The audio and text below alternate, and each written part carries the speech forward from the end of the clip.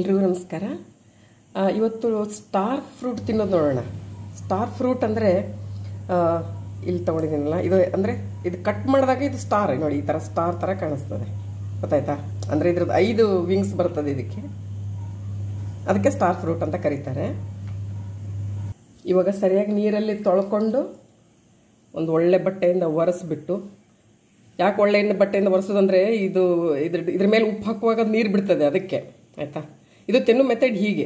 ಬ್ಯಾಂಗ್ಳೂರಲ್ಲೆಲ್ಲ road side ನಮಗೆ ಇದು ಗುವಾ fruit ಹೇಗೆ ಸಿಗ್ತದಲ್ಲ, ಸೀಬೆಕಾಯಿ, ಅದೇ ಥರನೇ ಇದು ಮಾಡ್ತಾರೆ, ತಿಂತಾರೆ. ಇಲ್ಲಿ ಮ್ಯಾಂಗ್ಳೂರಲ್ಲಿ ನನಗೆ ಅಷ್ಟು ನೋಡಲಿಲ್ಲ ನಾನು.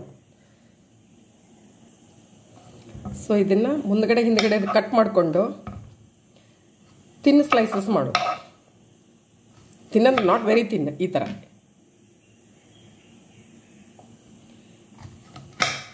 ಮಧ್ಯಕ್ಕೆ ಬೀಜ ಇರ್ತದೆ, ಅದೇನು ತುಂಬ ಇದ್ರದಲ್ಲ, ತಾನೇ ಹೋಗ್ತದೆ.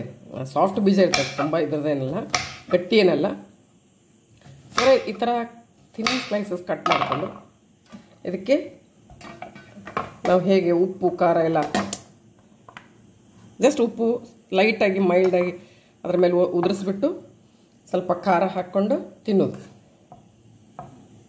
ನೋಡಿ, ಬೀಜ ಇದೆಲ್ಲ ತೆಗಿಲಿಕ್ಕಿದು. ತುಂಬ ಇರೋದಿಲ್ಲ ಬೀಜ, ಸ್ವಲ್ಪ ಕಡಿಮೆ ಇರ್ತದೆ, ಅದನ್ನು ತೆಗೀರಿ ಅಷ್ಟೇ.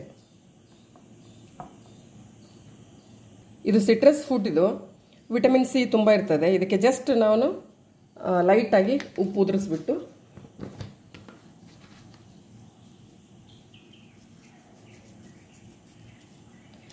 ಒಂದು ಸ್ವಲ್ಪ chilli powder, red chilli powder,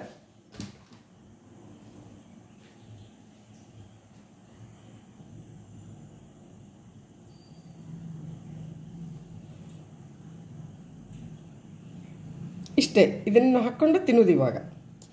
ಇದು ಅಂದರೆ ಅಷ್ಟೇನು ಇಂಥ ಹೈಫೈ ಫ್ರೂಟ್ ಅಲ್ಲ ಇದು, ಬಟ್ ತುಂಬ ದೇಹಕ್ಕೆ ತುಂಬ ಒಳ್ಳೆಯದು, ತುಂಬ ತಂಪು ಕೂಡ. ಈ ಬೇಸಿಗೆಗಾಲದಲ್ಲೇ ಆಗೋದು ಅದು ಆ್ಯಕ್ಚುಲಿ.